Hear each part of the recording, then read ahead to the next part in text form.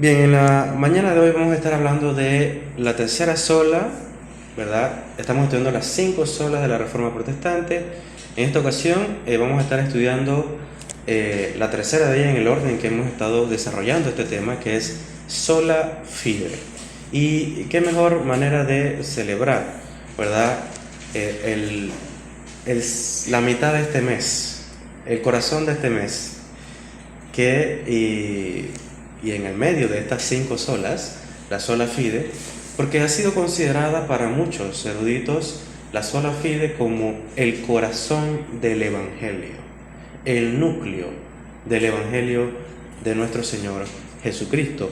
Y como bien lo diría Lutero, este sería el artículo por el cual la Iglesia se mantiene en pie o se cae. Si la Iglesia la afirma, levanta la bandera de la sola fide, la Iglesia permanece. Pero si la Iglesia desecha la sola fide, la Iglesia se derrumba. Esa fue la argumentación que presentó Lutero, el título que le dio a esta importante doctrina. Y ya la semana pasada estuvimos hablando de sola gratia, o solamente por la gracia de Dios. Y como lo diría otro teólogo, es muy importante entender sola gratia para entonces tener una correcta comprensión de la sola fide. ¿Qué vamos a ver durante este estudio? Vamos a ver primeramente un repaso histórico, vamos a ver algunos detalles que no vimos en las anteriores lecciones del surgimiento de esta doctrina. Y al mismo tiempo, posterior a eso, vamos a estar estudiando un poco acerca de la naturaleza de esta fe desde la perspectiva bíblica. Y obviamente al hacer esto vamos a corroborar que los postulados de la Reforma Protestante no eran inventos de hombres, no eran dogmas humanos, sino que eran claramente la enseñanza y la revelación en las Escrituras. Antes de eso, oremos al Señor para presentar este tiempo. Padre bueno que estás en los cielos, santificado sea tu nombre, Dios. Padre, venimos ante ti en humildad de corazón, dependiendo de ti, oh Señor, para que, Dios, tú puedas bendecir este tiempo en el cual compartimos tu palabra. Señor, te pido, oh Dios, que tú puedas edificar, corregir, instruir a cada uno de mis hermanos. Y que, Señor, tu iglesia, Señor, sea edificada y formada en conformidad a la imagen de tu Hijo amado, Jesucristo.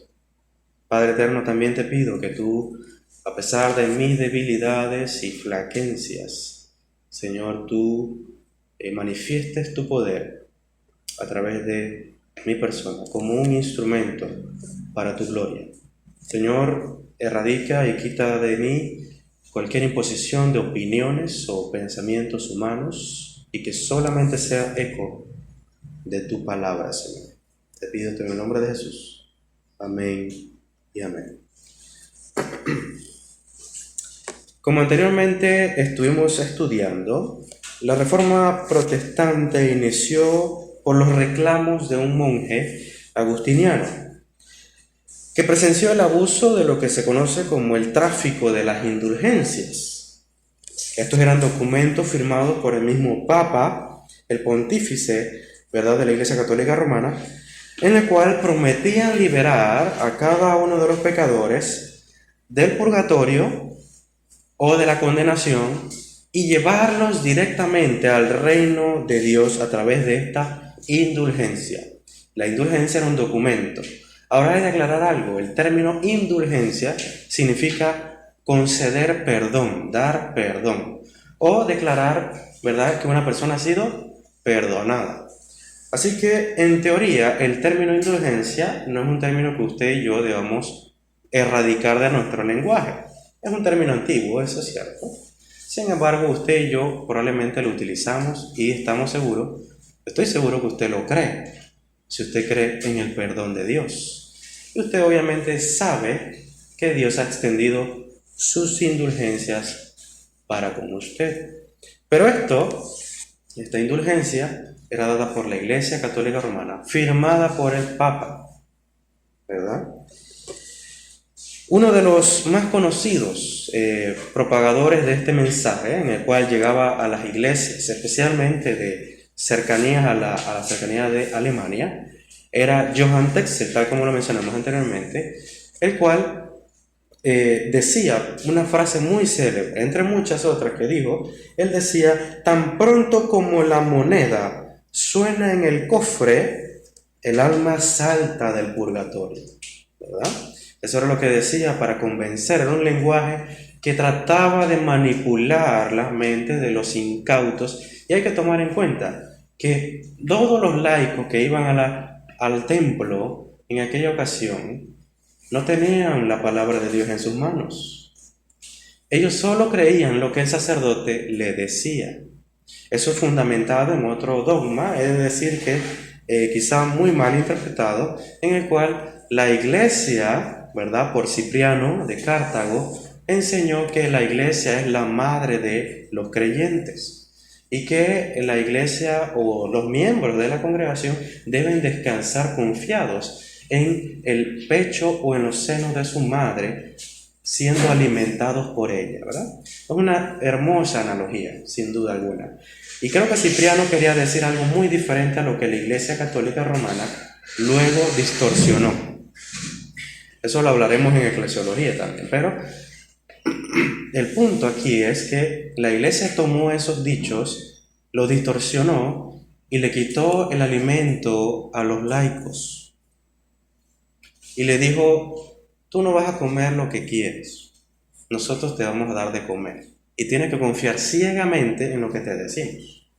Y ese fue el detalle, que la Iglesia Católica Romana se fue distorsionando a medida de que pasaban los siglos, y ya la doctrina bíblica que ellos decían defender se fue oscureciendo hasta lo que en vez de dar leche a la iglesia, lo que estaban dando era veneno. Ahora, la pregunta que debemos hacernos nosotros es: ¿qué poseían las indulgencias que tenían el poder de salvar y justificar a todo aquel que pagaba o solicitaba por ellas? ¿Qué era lo que poseían?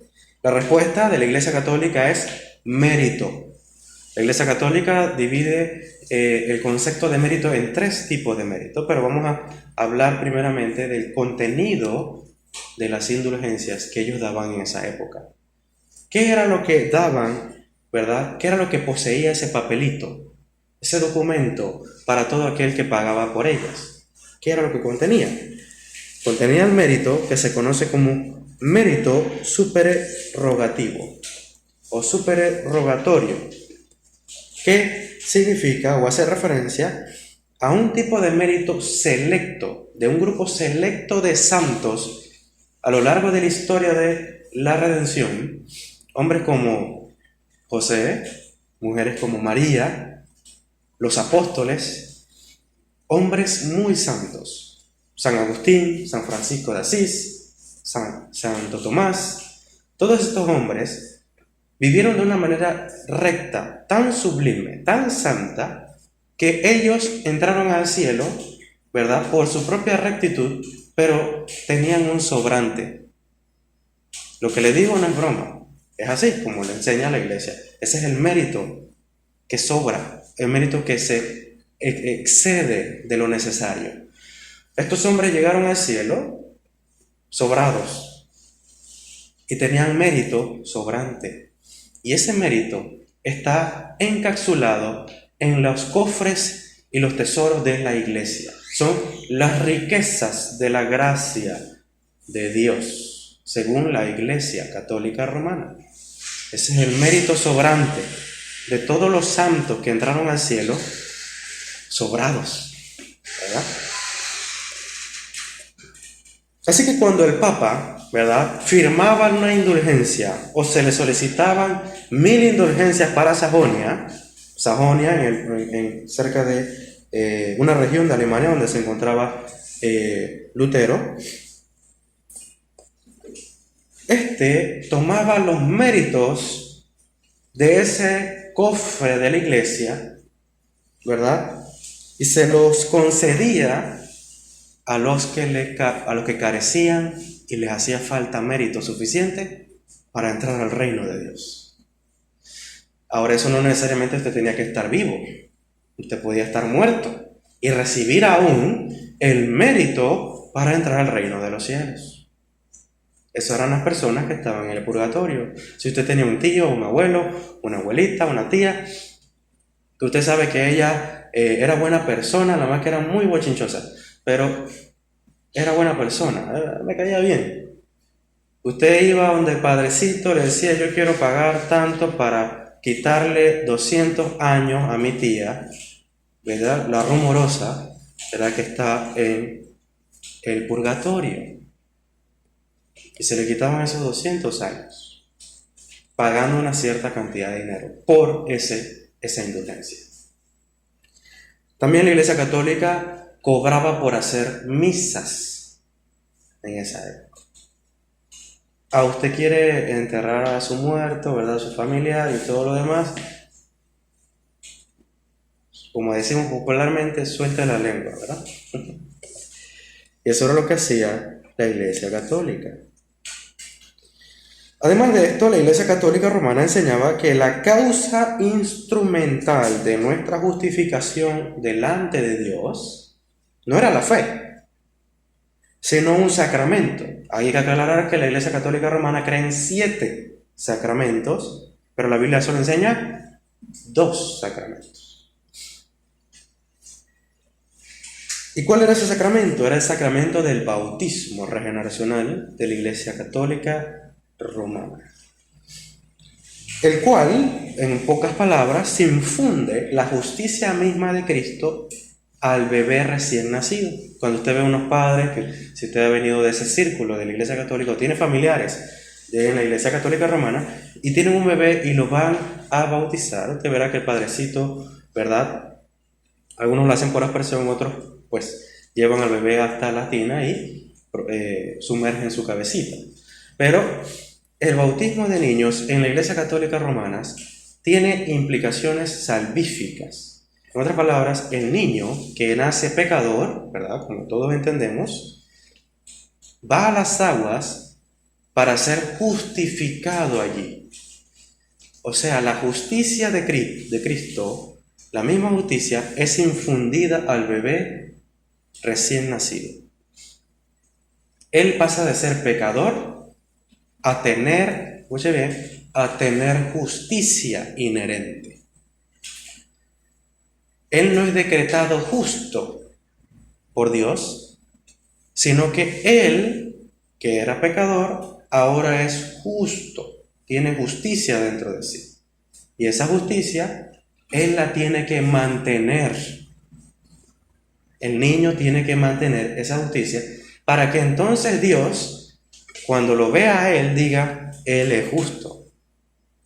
He hallado a David Araúz justo. ¿Por qué? Porque ha mantenido su justicia desde su bautismo. Esa es la enseñanza católica romana. Ahora bien, la realidad es que ningún católico romano bautizado en la infancia ha mantenido su justicia perfecta y sublime hasta el final de sus días. Y eso lo saben los mismos católicos romanos. Ellos por ese motivo, uno de los motivos por el cual hacen esta división de pecados: los pecados veniales y los pecados mortales. Hay pecadillos y hay grandes pecados. Los pecadillos son, ¿verdad?, algún mal pensamiento o algún tipo de mentirita blanca. Pero otra cosa es un fraude fiscal. Otra cosa es, sí, tú pudiste tener pensamientos lujuriosos, pero otra cosa es el adulterio y el divorcio. Eso es un pecado mortal. Entonces esas son las divisiones que hace la Iglesia Católica. Si tú cometes pecados veniales en tu desarrollo en la vida, tu estado de justicia va descendiendo progresivamente. Pero si tú cometes un pecado mortal, entonces de estar en la gracia y justificado delante de Dios, pasas a estar condenado. Si tú mueres en pecado mortal, tú vas al infierno. Vas al infierno en la Iglesia Católica Romana. Y si tú mueres, ¿verdad? Sin haber cometido pecado mortal, pero has cometido pecados veniales durante toda tu vida, por lo tanto, quiere decir que hay todavía vestigios de pecado en ti, impureza, suciedad. Eso quiere decir que usted tiene que ser purgado. Así que usted no va a ir al infierno, pero usted no puede llegar al cielo, porque al cielo solo entran los que son santos como Él es santo. Así que usted entra al purgatorio, que pueden ser 100, 200, 300, 400, 500 años en el purgatorio, hasta que usted sea completamente limpio. Es un mini infierno en el cual usted es purgado de todas sus impurezas y todos sus vestigios de pecado. Bien, ahora bien, el que ha cometido pecado mortal puede recuperar su estado de justicia según la Iglesia Católica Romana. ¿Cómo lo hace?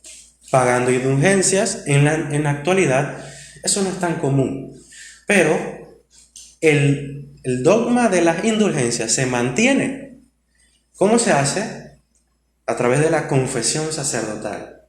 Padre, he pecado, he mirado con lujuria, he mentido a mis padres, he deshonrado a mis padres, etcétera, etcétera, etcétera. ¿Y qué hace el padrecito? El padrecito le va a decir, bueno, vaya y repita 20 veces el Ave María Purísima y luego se repite 10 Padres Nuestros. Y una vez eso se dé, tus pecados te serán perdonados. Ahora, usted y yo no estamos en desacuerdo con la confesión de pecado pública. Es importante que se haga porque la Biblia lo dice. Pero la Iglesia Católica Romana, como ha sido así costumbre, agarra una verdad bíblica y la va distorsionando y torciendo constantemente. Porque el perdón que da el sacerdote es en base al mérito de los santos. Es en base a un perdón, un mérito que no es el de Cristo. Y en base a eso, Él dice que tus pecados te serán perdonados. Es allí donde la persona, ¿verdad?, de ser un pecador condenado, pasa a ser nuevamente a estar en ese estado de gracia, en el cual puede llegar ¿verdad?, a ser salvo, pero primero va a tener que pasar por el purgatorio. Es el estado en el cual ellos llegan. Todas estas cosas, incluyendo la visita de Lutero a Roma, que era una posilga.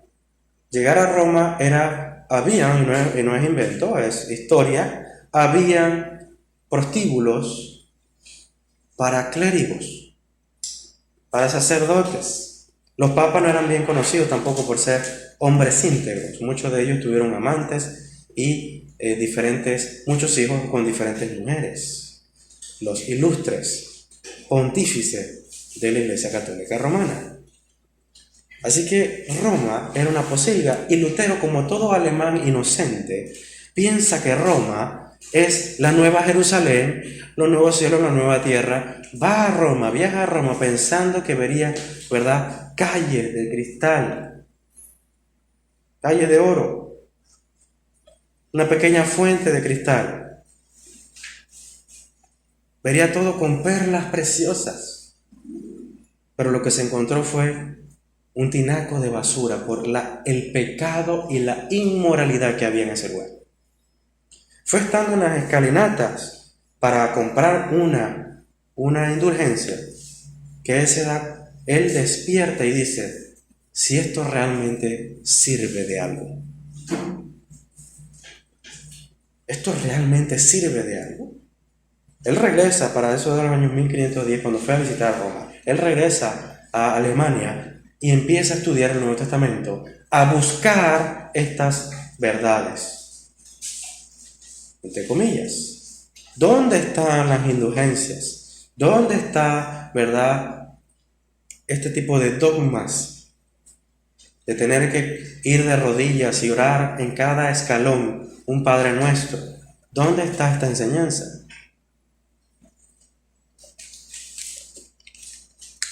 Al buscar respuesta a Lutero,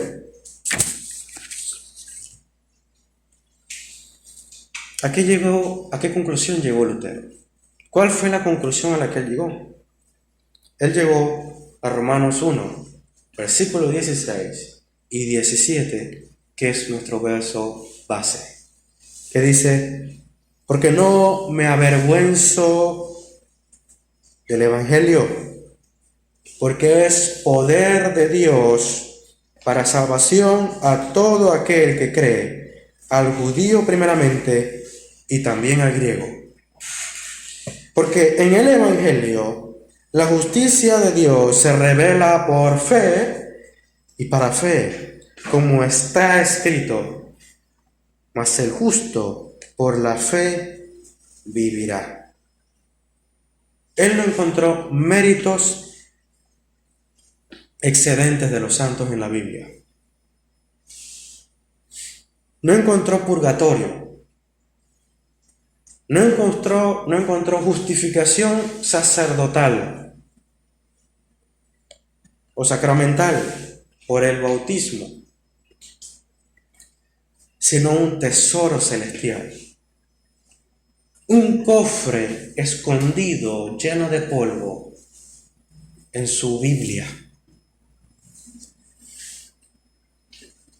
Como él mismo diría en su tesis 62, de sus 95 tesis, el verdadero tesoro de la Iglesia es el sacrosanto evangelio de la gloria y la gracia de Dios.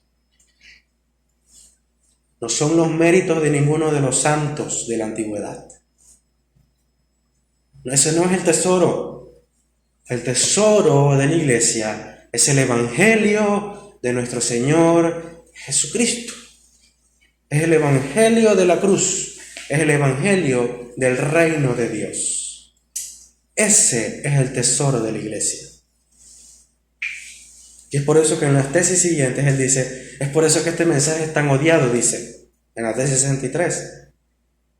Porque a los que son primeros, por este mensaje serán postreros. Pero es también en la tesis siguiente, 65, es por eso que este mensaje es tan grato para muchos. Es para muchos grato. ¿Por qué? ¿Por qué es grato? Porque para los que son últimos, ellos serán primeros. Por el evangelio de nuestro Señor Jesucristo. ¿Qué quería decir Lutero con eso? Aquí no es el que llega primero. Aquí no es el que está en la primera fila. Aquí no es el que dice, yo di todos mis diezmos desde que nací. Yo oro 3 veces al día. Eso es lo que dice Lutero. Lutero dice, en el tesoro del evangelio. Aquellos que se dan golpes de pecho odian este mensaje porque no pueden entrar al reino de Dios por sus méritos. No pueden entrar a la presencia de Dios por obras, sino solamente confianza en el mensaje y la revelación de las obras de nuestro Señor Jesús. Solo a partir de eso y en fundamento de eso. Eso era lo que decía y trataba de enseñar Lutero. Y no solo Lutero, sino todo el movimiento reformador.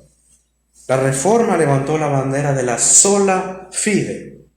Solamente a través de la fe en el Evangelio entramos al reino de Dios. Solamente a través de la fe en la obra de Cristo, podemos ser salvados.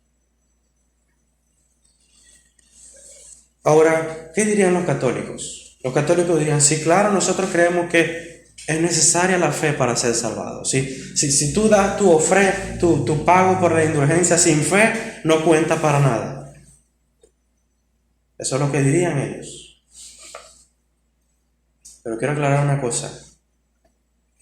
La diferencia entre el católico romano y el reformador es esta. Para el católico romano, la fe es necesaria, pero no es suficiente. Para nosotros, es necesaria y es suficiente. Esa es la esencia del concepto de sola o solamente la fe. No necesitamos agregarle nada para ser salvados. Por eso la Iglesia Católica enseña, sí, es fe, pero más obras. Hable con cualquier católico y lo más triste que tengo que decir, hable con cualquier evangélico y enséñale la sola fide y él le va a decir algo así. Sí, hay que tener fe, pero hay que hacer y hacer esto y hacer aquello. Hay que vivir de esta manera para ser salvado. Y es por eso que era tan importante la clase de soteriología. Porque sí, hay que vivir de cierta manera, pero no para obtener nada, sino porque lo hemos obtenido todo en Él. No para ganar algo, sino que vivimos de cierta manera porque lo hemos ganado todo en Él. Lo hacemos como una respuesta a la infinita riqueza que hemos obtenido por medio de Cristo. Lo hacemos como una celebración. Esta es la bandera que hizo la Reforma, sola fide. El Evangelio de Cristo es obtenido y es revelado solamente a través de la fe. Eso lo dice claramente la Biblia. Y la Reforma hizo eco de la palabra de Dios. ¿Ahora qué hizo la Iglesia Católica Romana? Y hasta nuestros días, ¿qué hace? ¿Han cambiado de opinión? Dijeron, vamos a reconsiderar lo que ustedes dicen para ver qué podemos hacer y no dividir la iglesia. ¿Eso fue lo que hicieron? No. Lo que hicieron fue algo conocido como la Contrarreforma, el Concilio de Trento, en el cual se reunieron los católicos, los teólogos católicos romanos, para discutir algunos otros temas, pero principalmente también para discutir el tema de los reformadores. ¿Qué hacemos con estos hombres? Estos rebeldes, estos traidores, estos herejes, ¿qué vamos a hacer con ellos? Perfecto, vamos a declarar nuestra fe, colocarla por escrito y dejar claro qué es lo que creemos y qué es lo que no creemos. Y quiero leer para ustedes 2 artículos de este concilio que dejan claro cuál es el pensamiento de la Iglesia Católica hasta hoy, ya que los catecismos han reafirmado este concilio hasta el día de hoy. Esto es lo que creen los católicos romanos. Cuando usted hable con ellos, cítele sus propios escritos, aunque ellos no tengan ni la remota idea de qué es el Concilio de Trento, porque es lo más probable que pase. Dice el Concilio de Trento, si alguno dijere que el pecador se justifica con sola la fe, entendiendo que no se requiere otra cosa alguna que coopere a conseguir la gracia de la justificación, y que de ningún modo es necesario que se prepare y disponga con el movimiento de su voluntad, sea anatema. Aquellos que dicen que es solamente por la fe, sean anatema. Que son salvos y obtienen la gracia justificadora por la fe, sean malditos. Continúo. Si alguno dijere que la fe justificante no es otra cosa que la confianza en la divina misericordia, que perdona los pecados por Jesucristo, o que sola aquella confianza en lo que nos justifica sea anatema.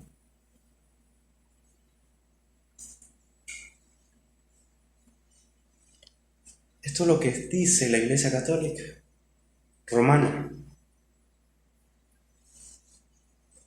Aquellos que dicen que por la sola fe, por la mera confianza en Cristo Jesús, son perdonados de sus pecados, sean malditos. ¡Qué aberración! ¡Qué aberración lo que ellos hicieron! Y es por eso que el protestantismo, sin ningún tipo de temblor y temor, ha declarado que la Iglesia Católica Romana es una secta, es un culto pagano. No son cristianos, hermano. No son cristianos. Sus familiares católicos romanos no son cristianos si no creen que solamente por la fe en Cristo, aparte de las obras, son justificados delante de Dios. Mi querido hermano, si usted tiene hermanos, familiares, amigos en esta secta, déjeme decirle que ellos no van al purgatorio. Ellos van de camino al infierno.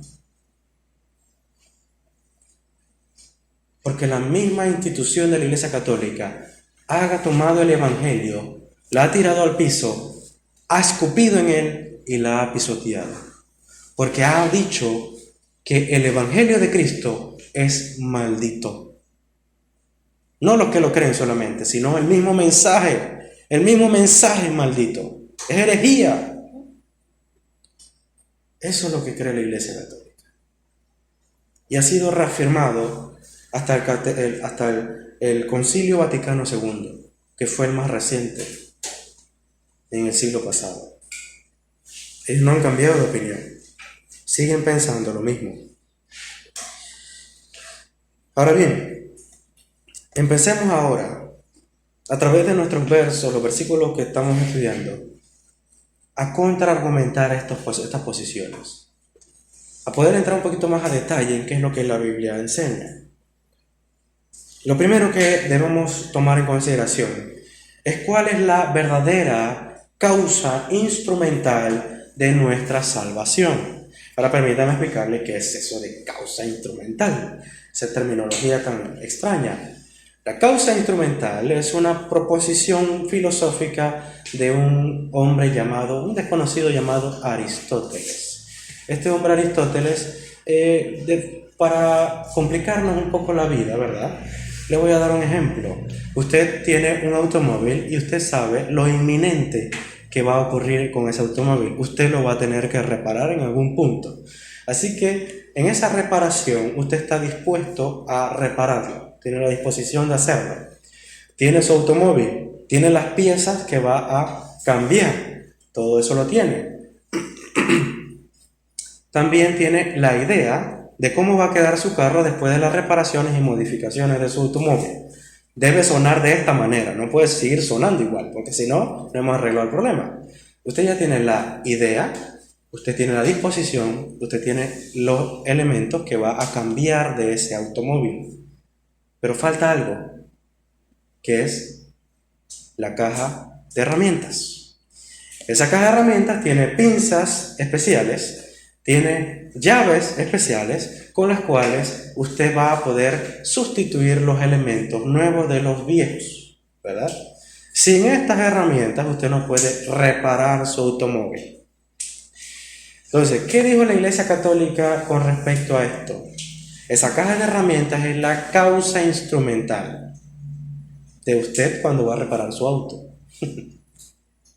O como diría un ejemplo un poquito más sofisticado, el doctor Arce Kroll, cuando el artista va a hacer en una pieza de mármol, va a hacer una estatua, bueno, el cincel y el martillo, pequeño martillo, es su causa instrumental. Sin eso no lo puede hacer.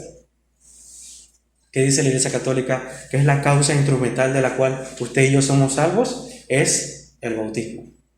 Y si no es el bautismo, posteriormente es las indulgencias. Y si no son las indulgencias, luego posteriormente tienes que cumplir un grupo de penitencias, ¿verdad? Que eso implica también la autoflagelación, caminar hasta el ángel, ir de rodillas hasta el Cristo del ángel, colocarse un poco de cera recién derretida en su espalda, darse azotes a sí mismo cuando va camino a ver al Cristo, para poder obtener los méritos necesarios para estar en la presencia del mismo Dios.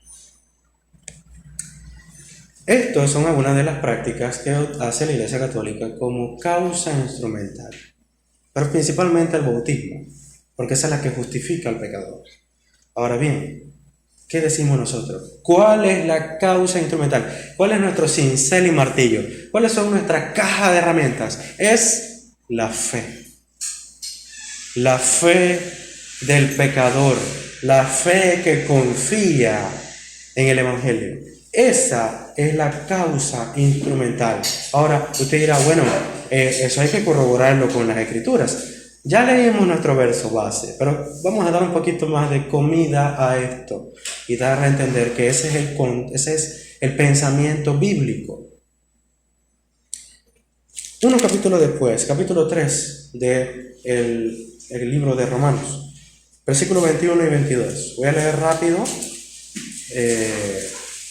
Si puede escribir los textos para luego consultarlos, también puede ser. Versículo 21 del capítulo 3 dice: pero ahora, aparte de la ley, o sea, la ley no puede hacer esto que voy a decir a continuación.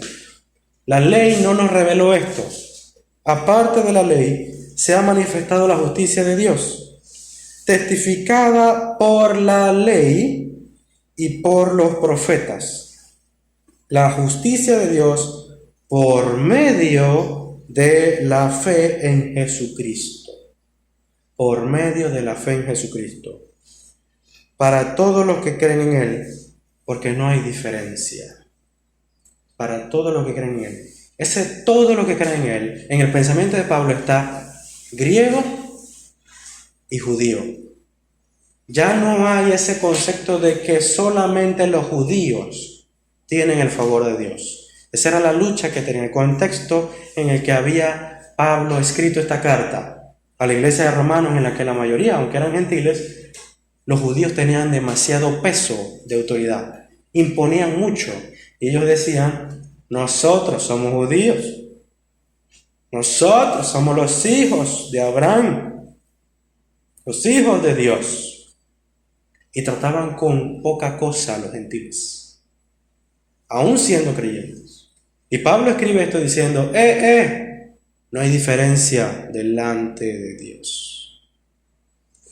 Todos estamos en la misma condición fuera de Cristo, condenados.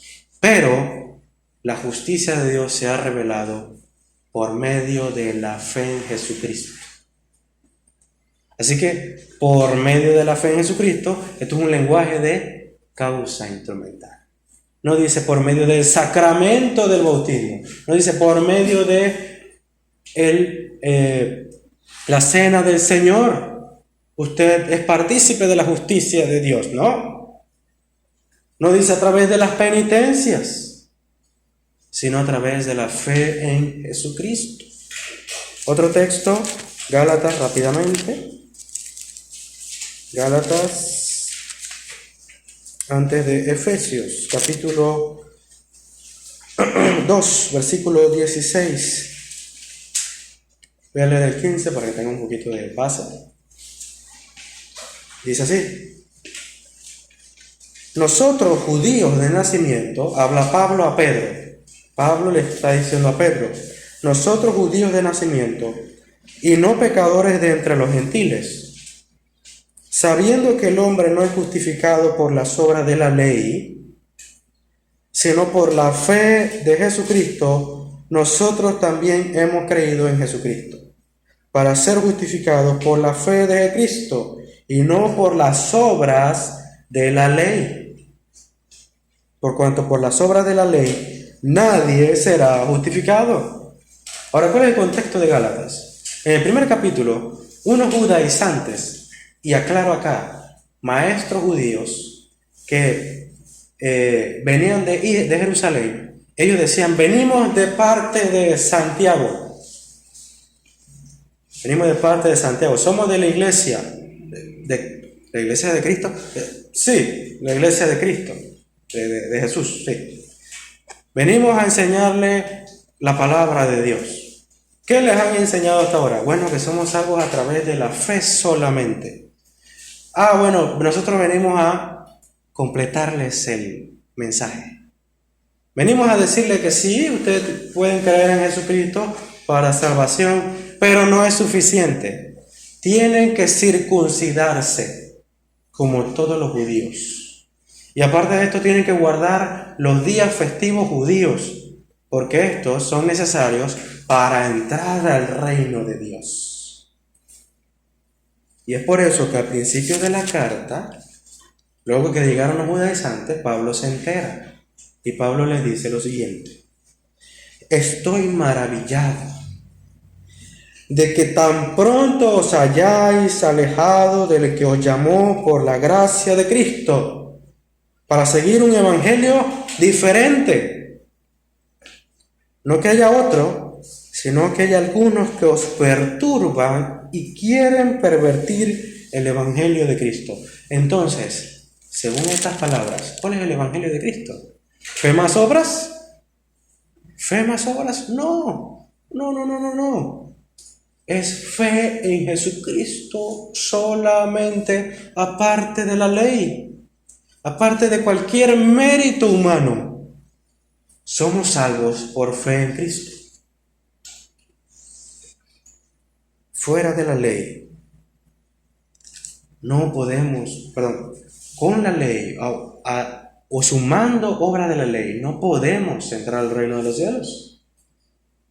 Porque la realidad, mi querido hermano, es que si usted quiere cumplir la ley a cabalidad y perfectamente, no lo va a hacer. No lo va a hacer. Y no es que lo va a hacer, que no lo ha hecho.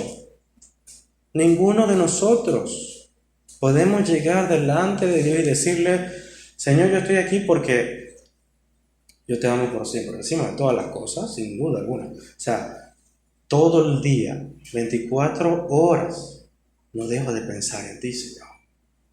Nadie puede decir eso. Ninguno de nosotros, ni el hombre más santo sobre la tierra, en algún momento del día se distrajo y pensó en algo más que la gloria de Dios. Aparte de eso, por más que lo intentamos, y esto va a sonar un poco gracioso, aquellos que están casados lo entenderán mejor. Pero por más que usted lo intente, amar a su prójimo no es tan fácil. Como suena, como sale en las novelas, no es tan sencillo. Y por más que usted ama a esa persona, hay momentos donde usted tiene dudas. Hay momentos donde usted no ama con la misma intensidad con la que amó ayer. Eso pasa. No me lo tiene que contar. Todos lo hemos vivido. Porque amar a su hermano es difícil. Porque resulta que su hermano es un pecador igual que usted. Y qué difícil es amar a un pecador. ¿Cierto? Como decía un pastor, si no dice amén, diga ouch por lo menos. Y este es el mensaje que fue enseñado a Gálatas. Es solo por medio de la fe en Cristo. No necesitan más nada. Y ellos abandonaron ese mensaje y dijeron: sí, circuncidémonos, guardemos las fiestas judías. Y Pablo estaba totalmente indignado Por eso el lenguaje sarcástico. Estoy asombrado de lo rápido que se cambian de bando. No hace mucho les hablé del Evangelio y ya están creyendo otro Evangelio. Y el mismo Pablo presenta a Pedro como uno de esos hombres, que incluso estando entre los gentiles, cuando llegaron los judíos, él mismo se apartó de los gentiles, porque los judíos no comían juntamente con los gentiles. Y Pedro se apartó de los gentiles, que esa clásica actitud que todos hemos vivido, todos hemos en algún momento sentido vergüenza. Que no me vean con esa gente. Y eso es lo que es la actitud de Pedro. Pedro, el apóstol. Y Pablo le dice que esa actitud era de condenación. Era motivo para condenarle. Porque no solamente era la actitud de Pedro, sino que todos los demás discípulos empezaron a hacer lo mismo que hacía Pedro. Se apartaron de los gentiles. ¿Por qué? Porque los judíos mis hermanos judíos no me pueden ver comiendo con esos sinvergüenza pecadores. Se olvidó que delante de Dios, sin Cristo, somos iguales. Y en Cristo somos iguales. Tenemos la misma justicia. Nadie se presenta delante de Dios. No, yo tengo una ñapita más. Yo hice algunas cosas que Él no ha hecho. No. Todo delante de Dios tenemos el mismo mérito y ese mérito no es nuestro. Y esta es la belleza y la buena nueva de este Evangelio. Que nuestro Evangelio, primeramente, no es ciego. Nuestra fe, no es ciega. No es yo creo en la ignorancia. No es que tú eres una persona de fe. ¿Qué cree? Bueno, yo creo que hay un Dios. Eso no es fe salvífica. La fe de los reformadores se fundamentaba, y tal como lo vemos en nuestro texto base, a todo aquel que cree en ¿qué cosa? En el Evangelio. Es poder de Dios. No es creer por creer. No es el ejercicio de la fe, no es una persona crédula, confiada, esperanza, siempre tiene esperanza. No, eso no es fe salvífica. La fe salvífica se fundamenta en algo. Y usted dirá, pero hermano, ¿seguro la fe no es ciega? No, no es ciega. Nuestra fe no es ciega. Nuestra fe tiene información. Nuestra fe tiene fundamento. Hay elementos de nuestra fe que son ciegos, sí. Por ejemplo, el mismo Pedro le habló a la iglesia universal y le dice, ustedes no han visto a Cristo, pero le aman. Y cuando él se refiere a ver allí, se refiere a físicamente. Cosa que Pedro sí había hecho. Él no solamente lo había visto, sino que había visto toda su gloria. Es por eso que él luego cuenta esa historia. Nosotros le vimos manifestar toda su gloria. Pero él le dice a la iglesia, ustedes no la han visto, pero le aman. Pero él se refiere a esa visión física, literal. Pero nuestra fe no es ciega. Nuestra fe, que es un ejercicio espiritual, no es ciega porque miramos espiritualmente a Cristo. ¿O acaso la Biblia no dice, poned vuestra mirada en Él? Se refiere a esa disposición de su corazón que descansa en Cristo solamente. Y por otro lado, la fe no es creer por creer, que es lo que creo que es un gran problema de la iglesia evangélica hoy día, que hay personas de fe, pero personas de fe que creen en qué cosa, no sé, pero yo creo. Hay personas que van a la iglesia, nunca han escuchado el evangelio, pero están en la iglesia, levantan sus manos, cantan los coritos, las canciones famosas que todo el mundo canta. Yo recuerdo que pasaba por el centro, hay una señora que vende chance. Y ahí tiene su radio y coloca música cristiana y tal. No me sé las canciones, te disculpa. Pero está ahí, Señor, te alabo, que no sé qué, que no sé cuánto. Y yo decía, no me lo puedo creer. Y así hay personas que no saben qué creen. Pero somos religiosos por naturaleza. Creo que muchas personas en la iglesia hoy día están siguiendo un falso Cristo, un falso evangelio. Y son muy religiosos. Tienen un lenguaje cristiano, pero no siguen al verdadero Cristo. Es por eso que la teología reformada presentó 3 elementos que deben componer, ser parte de la verdadera fe salvífica.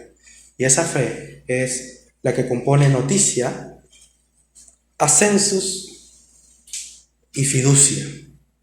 Noticia es la información, el mensaje que usted debe tener. ¿Cuál es ese mensaje?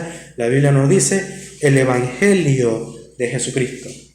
El Evangelio de nuestro Señor Jesucristo, que puede ser de forma breve y directa, resumida en esta manera. Es Cristo mismo. ¿Quién es Cristo? Ese es el Evangelio. Y por otro lado, ¿qué ha hecho Cristo por mí? Esa es la segunda pregunta. Se puede resumir en esas 2 preguntas del Evangelio. ¿Quién es Cristo? Y segundo, ¿qué ha hecho Cristo por mí? Mi querido hermano, Pablo en Damasco, cuando fue, ¿verdad?, interceptado por el mismo Jesús, cuando se revela a Cristo, a él, ¿qué pregunta Pedro? ¿Qué pregunta Pablo? Pregunta, ¿quién eres tú, oh Señor? ¿Y qué quieres que yo haga?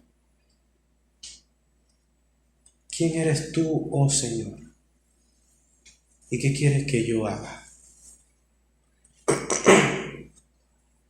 Esas fueron las preguntas de Saulo. Porque es importante que recibamos noticia. Sin noticia no hay fe verdadera. Pero la noticia no es suficiente para tener fe verdadera. Una persona puede tener la información. Usted le va a hablar a mucha gente, o le ha hablado a mucha gente el Evangelio, y él dice, deja eso. No quiero saber nada de eso. También se necesita ascensus. Ascensus es asentir, de ahí viene la palabra asentir, o sea, estar de acuerdo o entender el mensaje.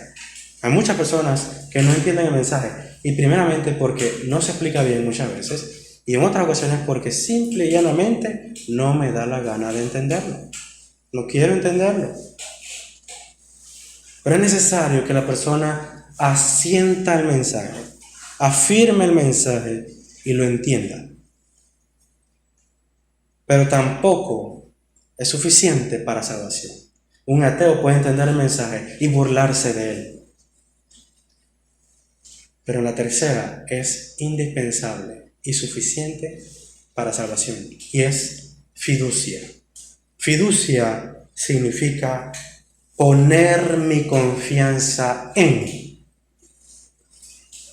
Y ahora que usted tiene la revelación de quién es Cristo y qué ha hecho por usted, y usted entiende el mensaje, usted debe poner su confianza en Él y en lo que ha hecho y decir, eso es suficiente.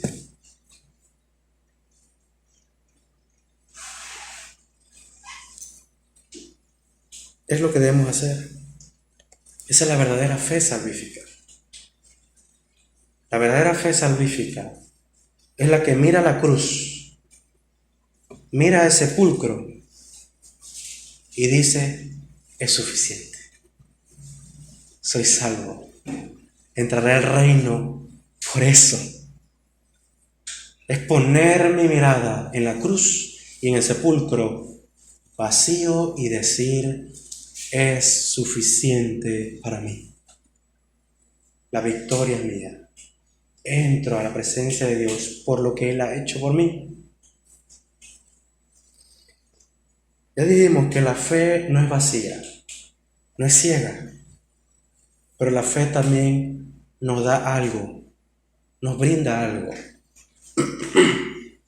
Y es que nosotros no obtenemos los méritos de los santos del pasado, sino que obtenemos los méritos de el Santo, Santo, Santo. Hay una diferencia enorme allí. No son los méritos de los santos del pasado, son solamente los méritos de Cristo. Y ahí usted verá nuestro texto base que dice, porque en el Evangelio, o sea, el contenido del Evangelio nos revela algo, es la justicia de Dios.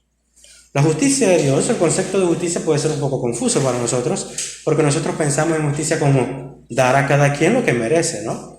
Si ha cometido algún delito, pues se le castiga, o si ha vivido de forma justa, se le recompensa.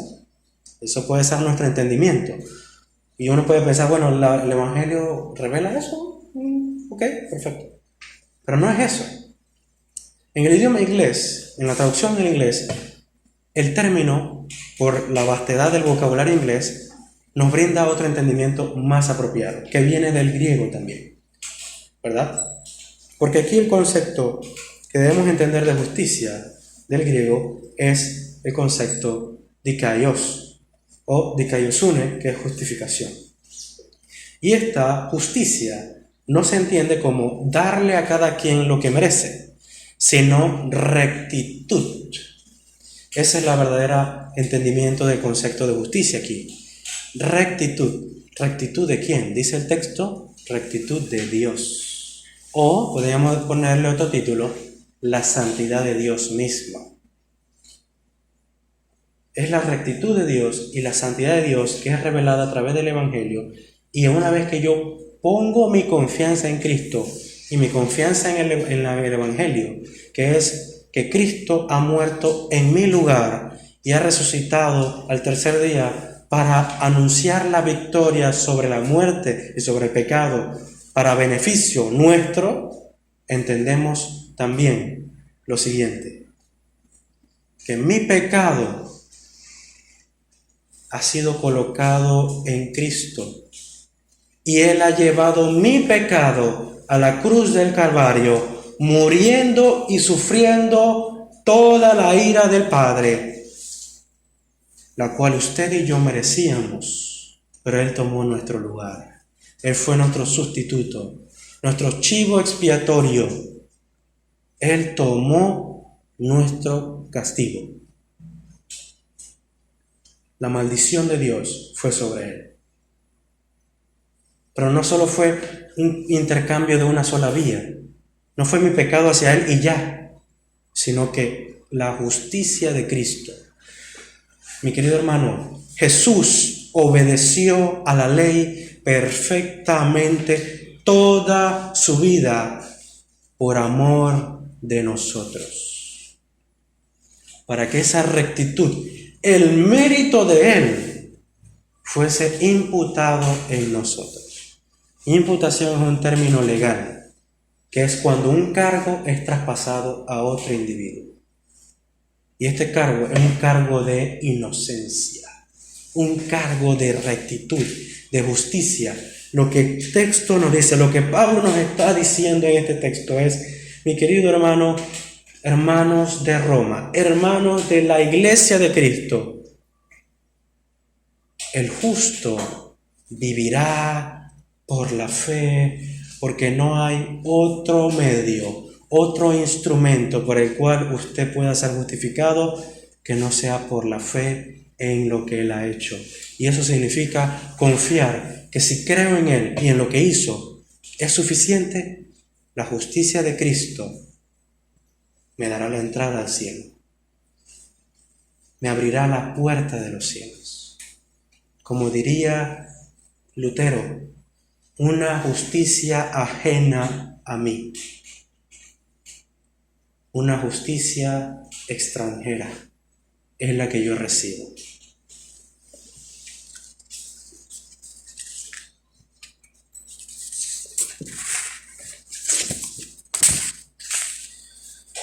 Lutero diría, que creo que debe ser el pensamiento de todos nosotros, lo siguiente: he desistido a la idea de que hay calidad alguna en mi corazón. Yo simplemente me aferro a Cristo y digo, Él es mi justicia. Es por eso que el salmista oraba así: oh Jehová de mi justicia, oh Dios de mi justicia. Bienaventurado aquel que no se les son contados sus pecados, decía el salmista. Aunque él no entendía muy bien, él sabía que la única manera de ser acepto delante de Dios no iba a ser por su obediencia. El salmista entendía que era por la justicia de Dios. Y es por eso que el padre Abraham, en Génesis, no en el Nuevo Testamento, en Génesis la Biblia dice que la fe de Abraham le fue contada por justicia. Porque Abraham era un vil pecador, pero tuvo fe en él. Y esa fe Dios se la adjudicó como rectitud. El Padre veía a Abraham y veía la justicia perfecta de su Hijo.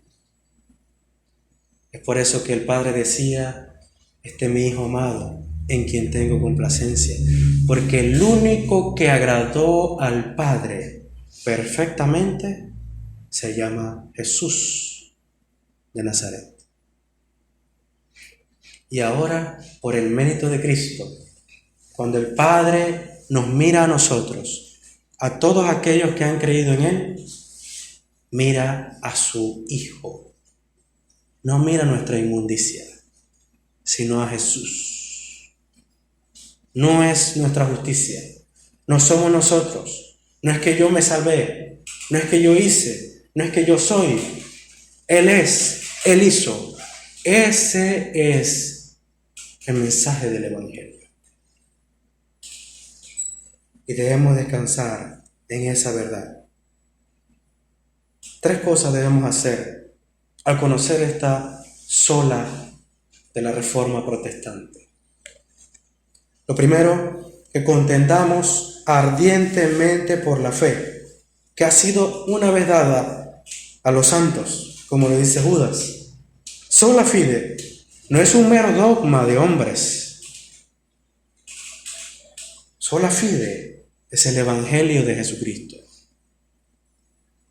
No es poca cosa, no es una doctrina secundaria, es la doctrina de la Biblia.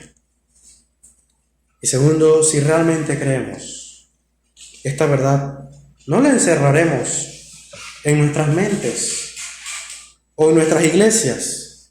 Es el mensaje que debe ser esparcido y anunciado por todo el mundo.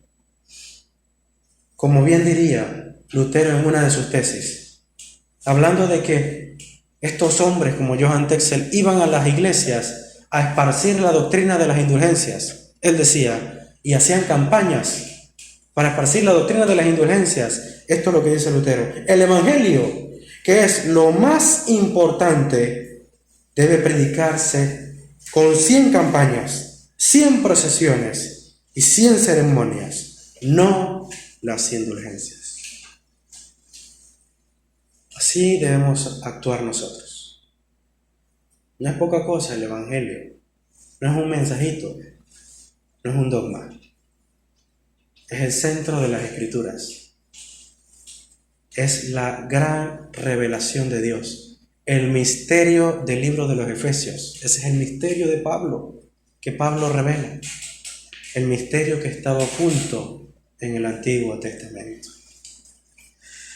Y por último, mis queridos hermanos, como bien diría Pablo a los Gálatas, si alguno os predica otro evangelio, sea anatema, sea maldito. Y voy a hacerme propiedad de las palabras de Pablo, aun si fuese yo mismo, que sea yo reprendido por cualquiera de ustedes. No tenga miedo, no tenga pena, porque usted me puede salvar de un terrible error. si me distraigo, si me desvío del camino recto como le estaba pasando a Pedro, por amor a Dios y por amor a su hermano, repréndalo y rechace cualquier mensajero que enseñe otro evangelio, que no es el de la sola fide. Y esa sola fide en solo Cristo y solamente para la gloria de Dios. Oremos. Señor, te damos gracias por tu palabra, porque tú eres bueno, tú eres digno, lleno de gracia y majestad, que te has revelado para con nosotros a través de tu palabra. No somos merecedores de tu revelación, pero tú en tu infinita gracia y voluntad nos hiciste recipientes de tu palabra. Oh Dios eterno, te pido, Señor, que podamos ser siempre confrontados y educados por tu palabra. Que se despierta en nosotros una llama por conocerte cada día más. Ayúdanos, oh Dios, en el nombre de tu Hijo amado Jesucristo. Amén y amén.